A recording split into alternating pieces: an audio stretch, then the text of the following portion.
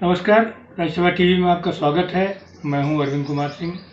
इस बार हम चर्चा करने जा रहे हैं देश के जनजातीय समाज यानी आदिवासियों पर।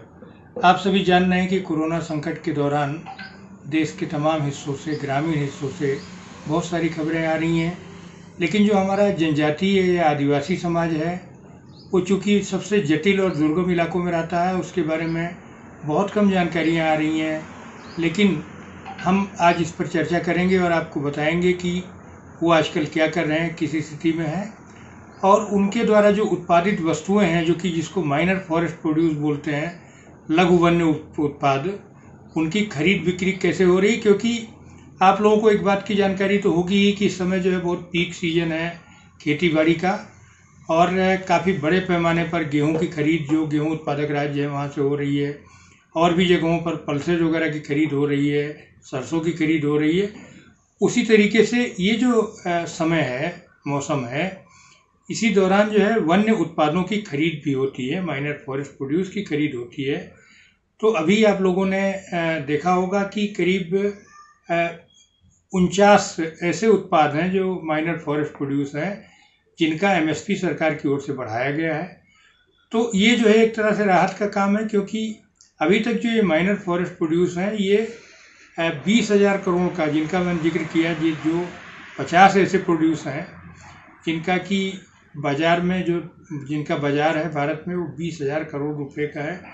लेकिन अगर आप पहले देखें MSP के पहले, तो आदिवासियों को बहुत ही औने पौने दामों में इनको बेचना पड़ता था। और हालत ये है कि जो आदिवासी हाट बाज़ार है उसमें उनका इतना शोषण होता है कि जो है 1 किलो चिरौंजी के बदले में 2 किलो नमक लेकर के आते रहें। ये सब कोई ऐसी बात नहीं है कि जो अनहोनी हो, आदिवासी सबसे ज़्यादा शोषण के शिकार रहे हैं। इसीलिए सरकार की ओर से 2014 के बाद मिनिमम सपोर्ट प्राइस उनके भी जो फॉरेस्ट प्रोड्यूस है उन पर लागू किया गया है। और कुल मिलाकर के जो 80 के करीब ऐसे छोटे वन्य उत्पाद हैं जो कि जंगलों से आदिवासी खुद कलेक्ट करते हैं। काफ़ी कठिन काम होता है उनको कलेक्ट करना, उसमें इमली से लेकर के लाख तक शामिल है। ये सारा इनके फॉरेस्ट प्रोड्यूस है। और एक दो मोटी बातें बताएंगे कि अगर आप देखेंगे तो इस समय भारत की जो आदिवासी आबादी है वो 11 करोड़ के आसपास होगी।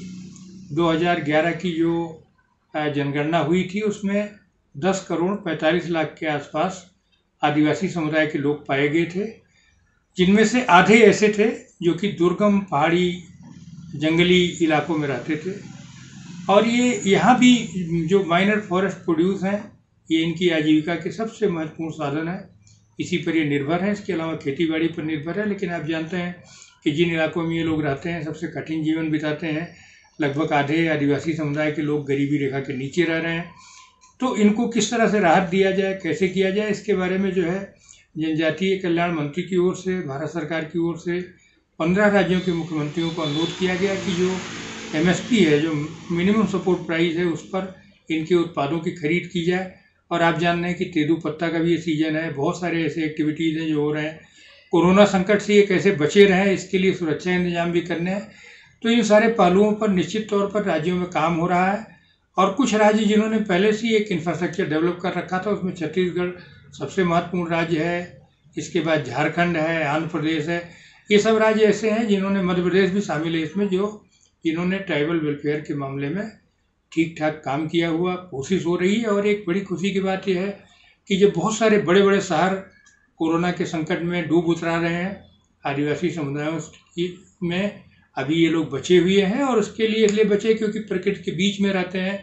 प्रकृति भी इनकी बहुत सारे मामलों में रक्षा करती है। और ये खुद जिस तरह का जीवन यापन कर रहे हैं, जिस तरह से हैं, तो ये संदेश भी है कि हमें देर सवेर प्रकृति की ओर जाना होगा। और आप सबको पता है, आज अगर आप जो तस्वीरें देख रहे होंगे सोशल मीडिया पर, कहीं गंगा की, कहीं और प्राकृतिक नज़ारों की, तो आप देख रहे हैं कि इस दौर में प्रकृति जो है फिर से एक नए रूप में दिख रही है।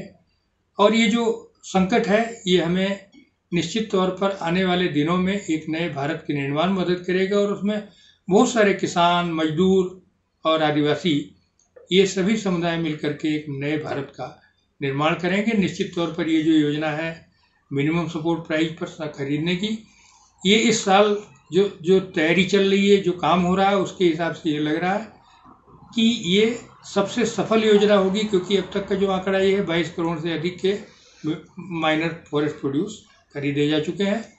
फिलहाल यहीं तक, आगे किसी और एपिसोड के साथ मिलेंगे। धन्यवाद।